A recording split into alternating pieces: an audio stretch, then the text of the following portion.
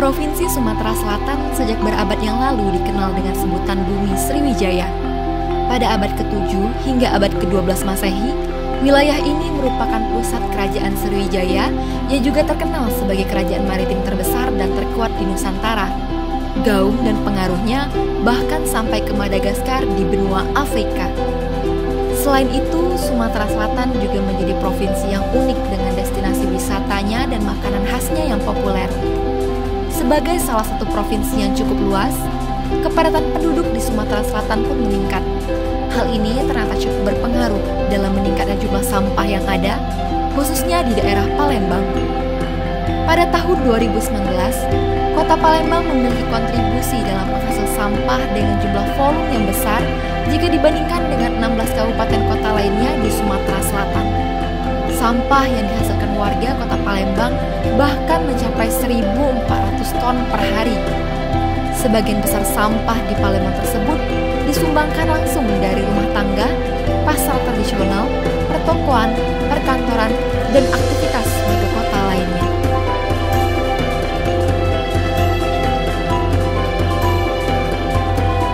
Sebagai universitas negeri terbesar di Sumatera Selatan, Universitas Sriwijaya kini tengah berusaha untuk mengusung tema Green Campus sebagai salah satu bentuk kampanye kebiasaan hidup sehat dan ramah lingkungan di kalangan mahasiswa. Hal ini tentunya diharapkan dapat menularkan getaran baik dan positif pada masyarakat. Kampus Hijau merupakan kampus yang peduli dan berbudaya lingkungan, serta telah melakukan pengelolaan lingkungan secara sistematis dan berkesinambungan. Kampus Hijau merupakan refleksi keterlibatan seluruh civitas akademika yang berada dalam lingkungan kampus agar selalu memperhatikan aspek kesehatan, keselamatan, dan lingkungan di sekitarnya. Beberapa fasilitas telah dibangun dan konsep kampus sehat mulai dikampanyekan. Adanya kawasan bebas rokok, mulai diusulnya kantin sehat, hingga adanya penghijauan di lingkungan kampus telah digalakan secara bertahap. Petugas kebersihan di lingkungan kampus juga dihadirkan maksimal 1 jam sebelum jam aktif kuliah untuk membersihkan lingkungan kampus demi terciptanya kondisi yang kondusif dalam perkuliahan. Meski begitu, partisipasi seluruh stakeholder dalam kampus untuk menerapkan hidup bersih ini belumlah maksimal. Mulai dari mahasiswa yang belum peduli dengan pentingnya kontribusi dalam penjagaan lingkungan, sampai dengan para penjual makanan di kampus yang cukup abai dalam menjaga kebersihan. Pengelolaan sampah hingga saat ini pun belum cukup untuk dikatakan terpadu. Pembuatan pusat pengomposan meski telah dipraktekkan pada Fakultas Pertanian, namun hal tersebut belum terlaksana dengan skala besar dan berkelanjutan. Ditambah lagi, ada banyaknya sampah bertebaran di lingkungan kampus pada setiap acara besar seperti yudisium dan wisuda. Hal ini cukup menambah potret miris rendahnya kesadaran akan kebersihan lingkungan. Tak jarang pula, sampah-sampah yang dikumpulkan ini tak lagi dipilah sesuai jenisnya dan didaur ulang demi keramahan lingkungan. Sampah-sampah tersebut berpadu jadi satu, apapun jenisnya, dan dibakar begitu saja seolah pengolahan sampah ialah tabu untuk dilaksanakan. Assalamualaikum Pak.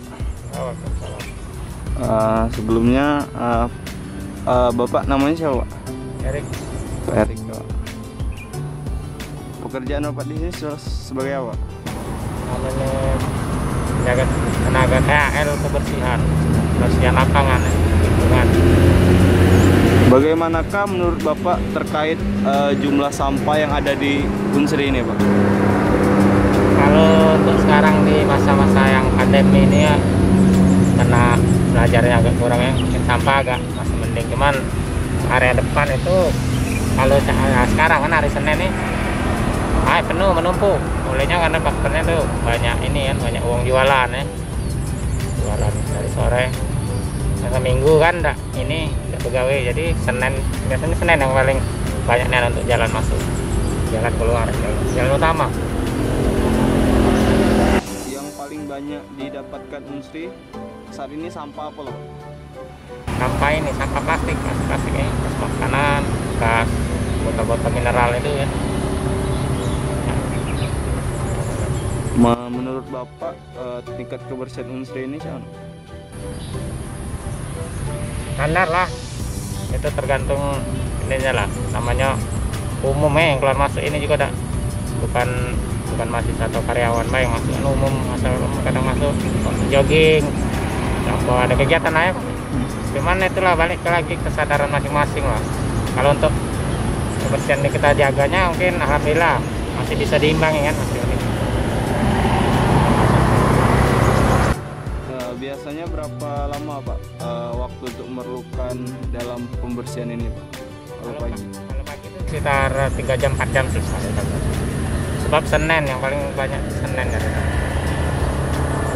Seluruh dari sampah plastik, botol-botol, tapi sampah ini daun-daun dibersih juga kan, daun-daun disapui juga. Berapa banyak Pak kira-kira pegawai untuk membersihkan Unsri seluas ini Pak? Jauh ini. Kalau untuk lapangan ini dibagi-bagi ya, kayak kebersihan ini di lapangan dibagi sekitar, kami ini ada sekitar 20 mungkin. Ya, pintu masuk lah, pintu masuk, pintu keluar, seputaran KPA, pintu arah jalan ke klinik. Dan sebagian ada yang ini perawat tempat rumput kan.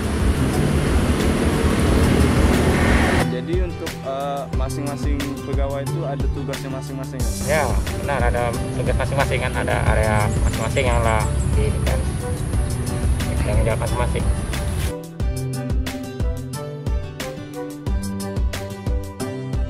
Sebelumnya dengan Ibu siapa Bu? Sulis. Di sini Ibu pekerjaannya sebagai apa? Sebagai outdoor lapangan. Menurut Ibu bagaimanakah terkait permasalahan sampah yang ada di Unsri ini? Ya, sebenarnya agak ini sih, untuk tempat-tempat sampahnya emang agak kurang. Terus yang paling banyak didapatkan sampah-sampah dari Unsri ini sampah jenis apa Bu? Yang paling banyak sebenarnya kalau kami kan nyapu jalan, itu sampah daun yang paling banyak, daun dari pohon. Menurut Ibu bagaimanakah tingkat kebersihan yang ada di Unsri ini? Yo kalau dibilang bagus sih bagus, itu memang tergantung sama ininya, yang tukang bersih-bersihnya, tapi kesadaran dari mahasiswanya masih kurang. Kalau buang sampah sembarangan, jadi bersihnya ya gimana ya, soalnya kami kan bersihkan pagi, siang sampai sore itu nanti lah ngambur lagi sampah, jadi nggak tahu gimana. Biasanya berapa lama Bu waktu yang diperlukan untuk membersihkan sampah di sekitar Unsri? Kalau kami setengah hari, dari pagi sampai jam 11 itu biasanya lah sudah bersih. Jadi ya itu, kalau sampah memang gimana ya, kalau daun sih memang yang agak ini. Untuk wilayah-wilayah sekitaran Unsri ini Bu, ada pembagiannya Bu untuk pembersihan-pembersihannya? Ada yang bagian nyapu jalan, ada yang bagian taman, terutama di KPA, ada yang di kampus juga ada sendiri. Biasanya pegawai itu Bu, misalkan dari rektorat dengan dari fakultas itu beda Bu? Beda. Ibu mulai bekerja sebagai petugas kebersihan Unsri ini kapan? Dari tahun 2016. 2016 ya. Jadi kalau tugas kebersihan Unsri ini di sini ada semacam pengangkatan? Nggak ada. Nggak ada. Nggak ada, soalnya kami kan kontrak. Oh, sistem kontrak. Berapa lama biasanya kontraknya? Itu setengah tahun. Oh. Jadi setahun 2 kali kontrak. Jadi bisa diperpanjang. Harapan Ibu ke depan untuk kebersihan Unsri ini Bu? Ya kami tuh pengennya ya dari pusat itu lebih perhatikan ya, terutama untuk wadah sampah, jadi tempat sampahnya. Jadi mungkin nanti kalau ada tempat sampah, orang-orang yang masuk ke kampus itu bisa sadar juga buang sampahnya nggak sembarangan. Kami kan nggak tiap hari full, paling bisa menguti sampahnya cuma setengah hari. Untuk yang setengah harinya kan kami bersih ke taman, bersih ke selokan, got. Jadi selama jadi petugas kebersihan ini cukup sulit ya Bu untuk mengatasi sampah yang ada di Unsri? Iya, cukup sulit sampahnya. Penyiapan manajemen pengelolaan sampah secara terpadu tentunya menjadi PR besar bagi kampus untuk mencapai tujuan Green Campus yang ideal. Pengelolaan sampah sejauh ini menjadi sorotan bagi para mahasiswa yang peduli terhadap lingkungan.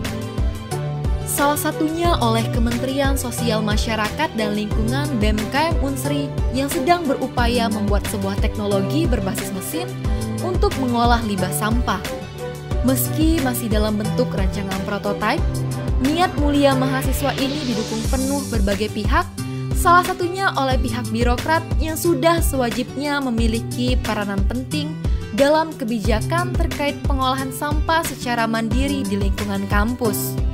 Permasalahan lingkungan bukanlah menjadi permasalahan bangsa Indonesia saja, namun telah menjadi permasalahan bangsa-bangsa di dunia pada saat ini. Perharinya manusia mampu menghasilkan sampah hingga 700 hingga 800 gram per orangnya. Terkhusus di kampus Universitas Sriwijaya, permasalahan lingkungan telah menjadi sorotan utama untuk mewujudkan Green Campus yang ideal. Maka dari itu, kami dari Badan Eksekutif Mahasiswa, Keluarga Mahasiswa Universitas Sriwijaya melalui Kementerian Sosial Masyarakat Lingkungan mengembangkan inovasi untuk hadir sebagai solusi dari permasalahan lingkungan ini dengan cara menciptakan prototipe pengelolaan limbah sampah untuk hadir sebagai solusi dari permasalahan lingkungan ini. Dengan harapannya, dengan adanya prototipe ini, kami berharap akan munculnya sebuah mesin atau alat pengelolaan limbah sampah itu sendiri, dengan didukungnya oleh pihak birokrasi Universitas Sriwijaya.